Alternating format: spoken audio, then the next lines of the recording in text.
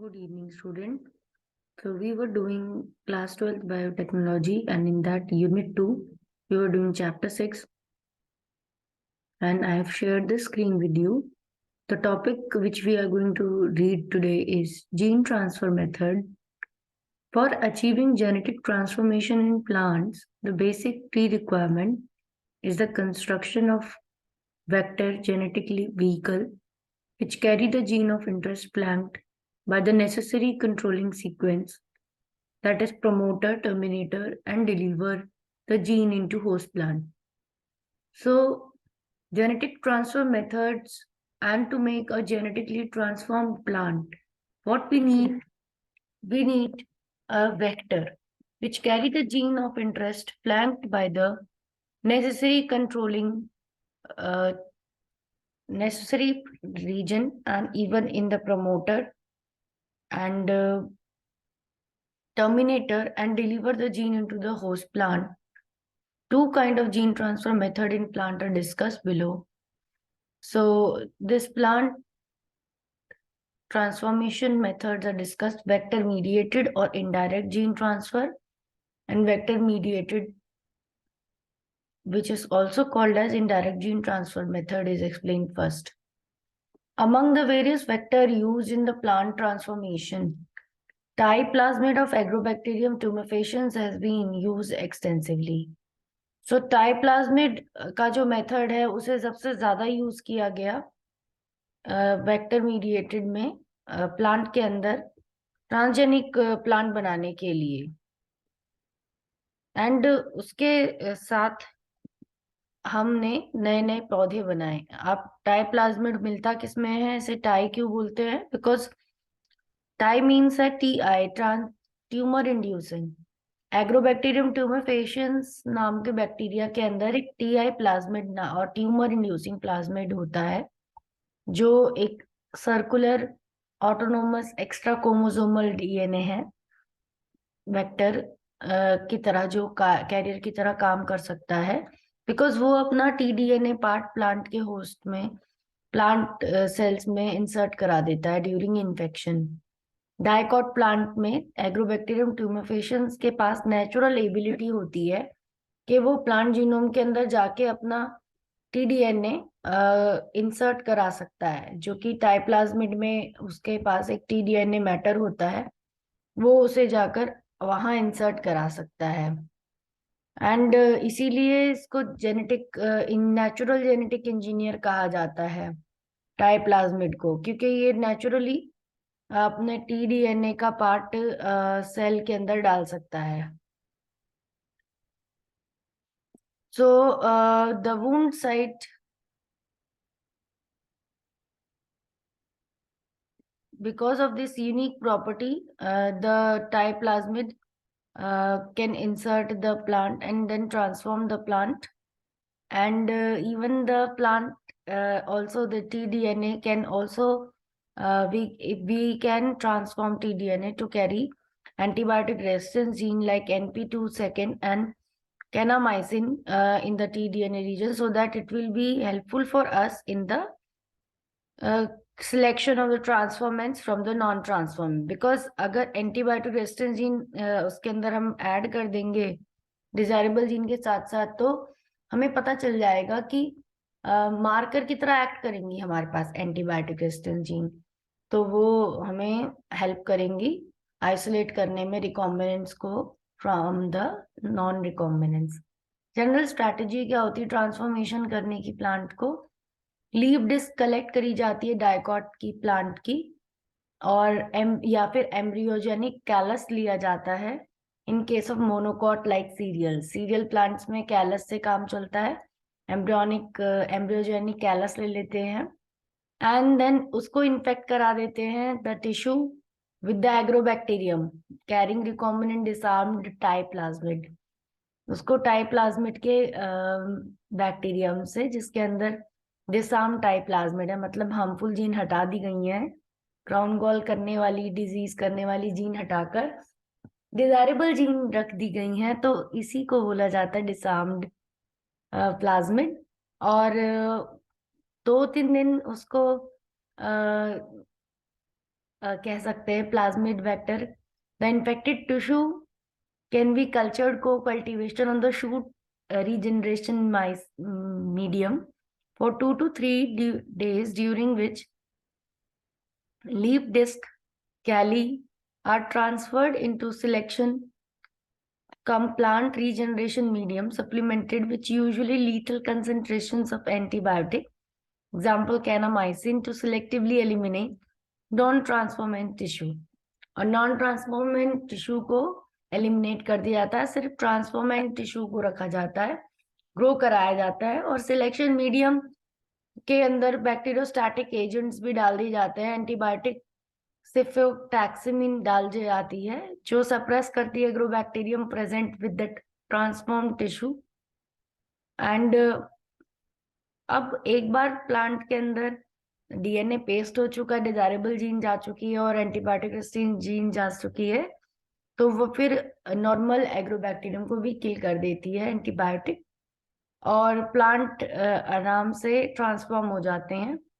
And another 3-4 week में complete plant को develop करवा लिया जाता है, और फिर उसे हार्डनिंग के लिए हम 3-4 वीक के लिए फॉरेन जीन इसके अंदर है, प्लांट के अंदर ट्रांसजेनिक बन चुका है।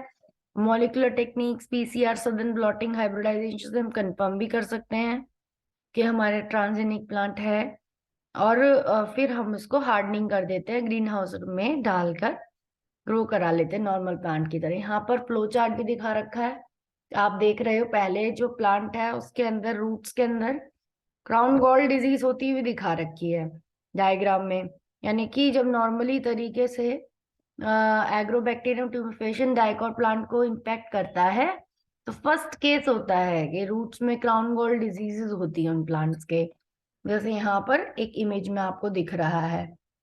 तो this is the case, this is the crown gall disease, you can see यहाँ पे रूट के अंदर बहुत सारे ट्यूमर्स हो गए हैं। दिस इज बिकॉज के एग्रोबैक्टीरियम यहाँ पर जाकर ट्यूमर कर रहा है। That tumor causing genes are transferred into the plant roots, therefore when they are expressed then it causes tumor in them because of the transfer of the tDNA। And now agrobacterium tumefaciens में से निकाल लिया हमने ट्राइप्लाज्मिड, हम कैसे genetic engineer करेंगे, तो इसमें से हमने प्लाज्मिड निकाल दिया। इस ट्राइप्लाज्मिड में आप देख रहे हो टीडीएनए रीजन है, टीडीएनए रीजन को रेस्ट्रिक्शन एंजाइम से कट किया, you can C red colour का जिगजैग सीक्वेंस यहाँ कट हुआ है। Insertion of gene into plasmid using restriction enzyme and DNA ligase, इस सेक्शन को प्लाज्मिड के अंदर इंसर्ट करवा दिया, डीएनए लाइगेज आप देख रहे हो टीडीएनए रीजन में जाकर ये अलाइन हो गया है, अटैच हो गया है, और फिर नेक्स्ट स्टेप पे इंट्रोडक्शन कर देना है इसका प्लांट सेल के अंदर। बट उससे पहले से एक बार हम जीन गन के मेथड से या किसी भी मेथड से डायरेक्ट एग्रोबैक्टीरियम, ऐसे एग्रोबैक्टीरियम जिसमें रिकॉम्बिनेंट प्लाज्मिड डाला गया है उससे इन्फेक्शन के थ्रू हम प्लांट सेल में पहुंचा देंगे, और फिर प्लांट सेल को हम प्लांट टिश्यू कल्चर कर लेंगे और नया प्लांट उससे बना लेंगे। इसके अंदर टीडीएनए के थ्रू हम अपनी डिजायरेबल जीन भेज चुके हैं।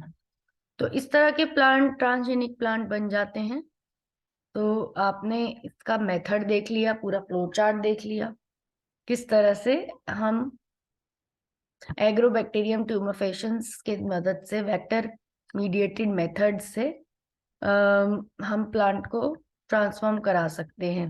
वेक्टरलेस और direct method, direct gene transfer method में क्या आता है, फॉरेन जीन इंटरेस्ट की डिलीवर करी जाती है होस्ट प्लांट में, but without the help of vector. The following are some of the common example of the direct gene transfer: chemical method, gene transfer method इन्हें vectorless methods भी कहते हैं, जैसे chemical mediated certain chemical like polyethylene glycol PEG, dextran sulfate induced DNA uptake of plant protoplast, micro injections. Here the DNA is directly injected into the plant protoplast, specifically onto the nucleus using fine tipped 0.5 to 10 micrometer parameter glass needle or micropipette to transform plant cells.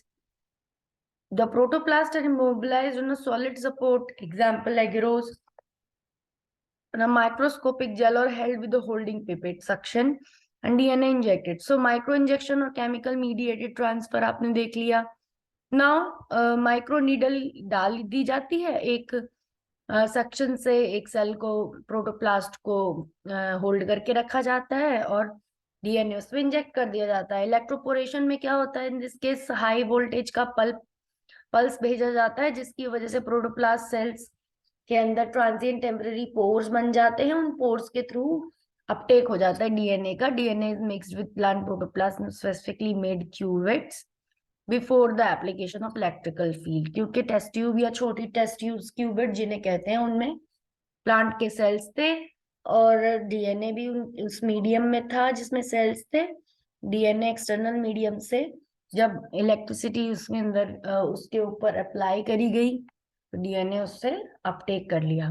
Particle gun, gene gun method most properly widely use gene transfer method है plants के लिए. Foreign gene को और seedlings, even seedlings में भी भेज सकते हैं इसके थ्रू हम जीन को. In this method, the foreign DNA containing the gene of interest is coated, precipitated onto the surface of minute gold or tungsten particle 1 to 3 micrometer and bombarded shot onto the target tissue or cells using a particle gun, also called as gene gun, shotgun, microprojectile gun, and then bombarded cells or tissues are cultured on selection medium to regenerate plants from the transformed cells. So gene gun method से target tissue पे हम 1 से 3 micrometer के tungsten particle पे coated DNA particles को, rDNA vector को या foreign gene को पार्टिकल्स को शॉर्ट कर दिया जाता है गन के थ्रू. बॉम्बार्ड करने से सेल्स और टिश्यू के ऊपर डीएनए उनके अंदर चला जाता है. रीजनरेट करा लेंगे अब हम इन प्लांट सेल्स को जिनके ऊपर हमने डीएनए थ्रो किया था, गन से बॉम्बार्ड किया था. अब ये ट्रांसफॉर्म्ड सेल जब ग्रो होंगे तो इनसे ट्रांसजेनिक प्लांट हमें मिल जाएगा.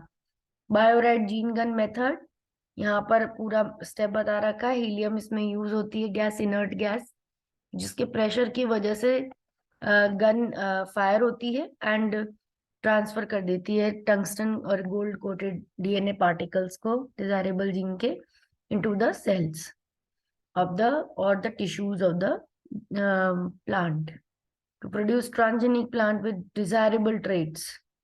और ट्रांसजेनिक प्लांट बन जाते हैं डिजायरेबल ट्रेट्स के. अब हम देखें transgene analysis. The selection of transform plant cell from the untransform cell is an important step in the plant genetic engineering. कैसे सिलेक्ट करेंगे हम के कौन से ट्रांसफॉर्म्ड है कौन से transform? For selection the gene of interest is transferred along with the genetic marker gene. जो जीन ऑफ इंटरेस्ट है उसके साथ साथ कोई मार्कर जीन भी भेजा जाता है, so that only transform cell can be selected. जिससे ट्रांसफॉर्म सेल ही सिलेक्ट हो सकते हैं. जैसे कि antibiotic resistance gene marker gene की तरह काम करते हैं, जैसे MTL, NPT second confer resistance to kanamycin, and the untransformed cells are eliminated. Untransformed cell eliminate हो जाते हैं on the selection medium as they are susceptible to the antibiotic due to the absence of antibiotic resistance gene. The segregation and stability of transgene integration and expression in the subsequent generation can be studied by the gene and molecular analysis, PCR, southern northern blot analysis. And transgenic plant with benefit traits. क्या क्या benefits होते हैं transgenic plant के? Last couple of decades में considerable progress हुआ है इस field में. हमने जीन और isolated novel gene and promoters well as utilization of these gene for the development transgenic or genetically modified crops with improved and new characters. There are many potential applications of plant genetic engineering and some important example transgenic crops. US food and drug administration, जो crops बन चुकी हैं transgenic और जिन्हें US food और drug administration ने approve कर दिया है, उनके नाम इस टेबल में दिए हुए हैं कि कौन सी जीन उनमें डली हुई है, क्या इम्प्रूव कैरेक्टर वो शो करते हैं और किन्होंने वो डेवलप करी थी. तो पहली 3 आपको मैं बता रही हूँ, बाकी आप देख सकते हैं आगे. थायोइस्ट्रेस, हाई लॉरेट ऑयल सीड, और इसे जो डेवलपर थे इनकी कंपनी का नाम कैलजीन था। अब ऐसे ही मोन्सेंटो इन कंपनी ने control weed control and hybrid production करवाया है अर्ग ईवो ने। अर्गिगो डेवलपर ने हाइब्रिड प्रोडक्शन के लिए इम्प्रूव कैरेक्टर बताया और जीन बार्स्टर नाम की जीन इंट्रोड्यूस करी। मोन्सेंटो इस कंपनी ने वीड कंट्रोल के लिए ईपीएसपी सिंथेज और सीबा जी नॉर्थरुप किंग एंड डेक्लैब जेनेटिक्स इन्होंने insect resistance BT cry gene add करके बीटी क्रॉप्स बनाई। इसी तरह से और भी है, तो ये लिस्ट है। स्ट्रेस टॉलरेंट के लिए बायोटिक स्ट्रेस टॉलरेंट यानी बायोटिक स्ट्रेस के लिए भी जीन्स डली हुई हैं प्लांट्स में, और प्लांट अब एबायोटिक स्ट्रेस से उनकी प्रोडक्टिविटी में ज्यादा फर्क नहीं आता और उन्हें केमिकल और पेस्टिसाइड्स पे डिपेंड भी नहीं होना पड़ता और वो आराम से ग्रो होते हैं। क्रॉप प्लांट्स को प्रोडक्टिव करने का ideal culture condition but ideal growth condition rarely occur.